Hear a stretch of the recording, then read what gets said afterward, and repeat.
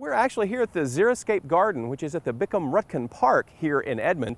And Ashley, we just came from a site that you showed me where people were dumping, doing the wrong thing. What can we do in our own homes to help that situation along, be better stewards for our city? Right, well, there's a few things that can be done, like proper fertilizer use. To be able to use proper fertilizer, you need to, for one, have a soils test done.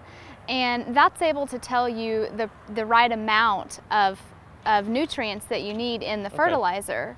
And so that can help reduce your fertilizer use. And then also native plantings. Native plants in general require less fertilizer and less water. So having native plantings in your garden and in your yard can help reduce that use. And then when you're actually out there applying the fertilizer, it's very important to be able to read the manufacturer's recommendations and apply those recommendations accordingly. So that's one of the ways that you can help. Another way is to use your grass clippings and just leave them on the lawn instead of bagging them, because there's actually nutrients in the grass clippings themselves. They have nitrogen and phosphorus that you can just recycle back into the yard versus bagging them up and disposing of them. So that's another way as well. Also, proper vehicle maintenance. Oftentimes vehicles can be leaking things like oils and antifreeze, and that can lead right into our waterways when the rainwater picks it up. So what do we do with that? What do we do with oils and antifreeze and things like that? Yeah, one thing to do is to recycle them at local auto maintenance stores. They offer free recycling to citizens. So that's one way to dispose of them. We also have the curbside household hazardous waste collection once a year. You can utilize that. So those are a couple of the ways that you can help prevent stormwater pollution in your everyday home environment. Tell me a little bit about where we are now. I have to be honest, I've been out here several times to the dog park, and I actually park here. Honestly, I've never really noticed what this was. What is the Xeriscape Garden? Well, it's the Xeriscape Demonstration Garden. It's a demonstration for the public and for the citizens to see different types of features. It is a cooperation between Oklahoma State University and the City of Edmond, and they have different features out here for water conservation and also water quality. So there's a lot of different things on the site here, and I'd like to take you around and take a look at those things. Great, let's go take a look. All right. So here we're at the rain garden. And this is a feature that is basically a shallow depression that has special soils and gravel mixture that collects the stormwater from the rooftop. So these rain chains here are an alternative to the traditional downspout that comes off of your roof. And it allows the rainwater to actually soak into the rain garden here, which can recharge our groundwater and also filter out any pollution that might be coming off of the roof. I've noticed it's kind of a dip here, and that's on purpose. It holds the water? Exactly. It holds the water for up to 48 hours, and it infiltrates the soil.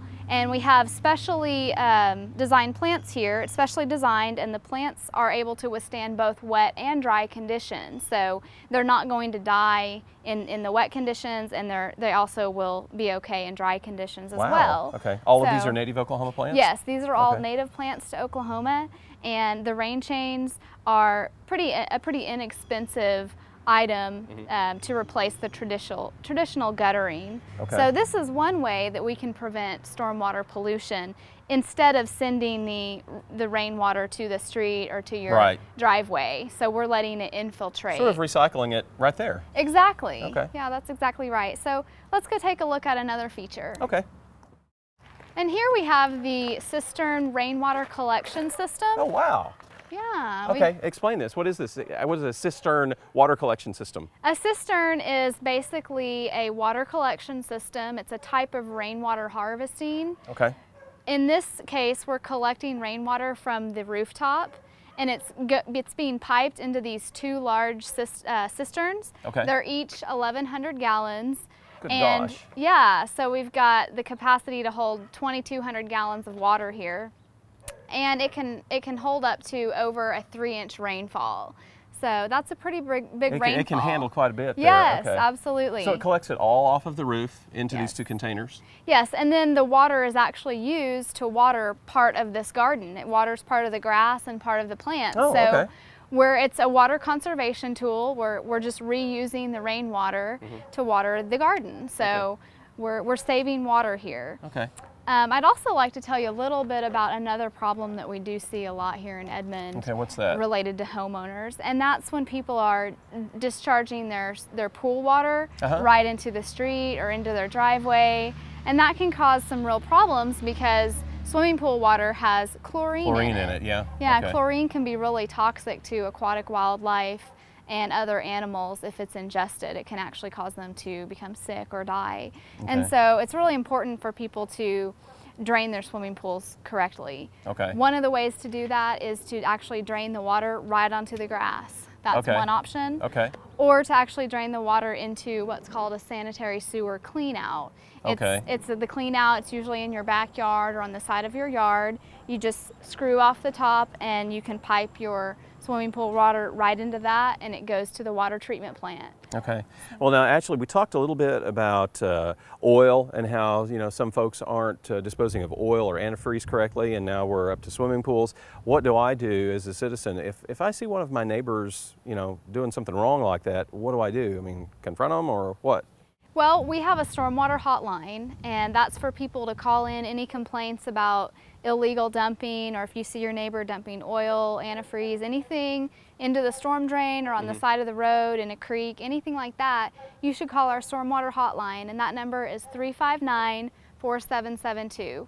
Okay. And we'll come out there and take a look and see what's going on and try to find out who's been doing that and pursue options to get that remediated. Okay, well great. Well man, I've learned a lot. And Ashley, listen, thank you so much for visiting with me. I really do appreciate it. Ashley Stringer.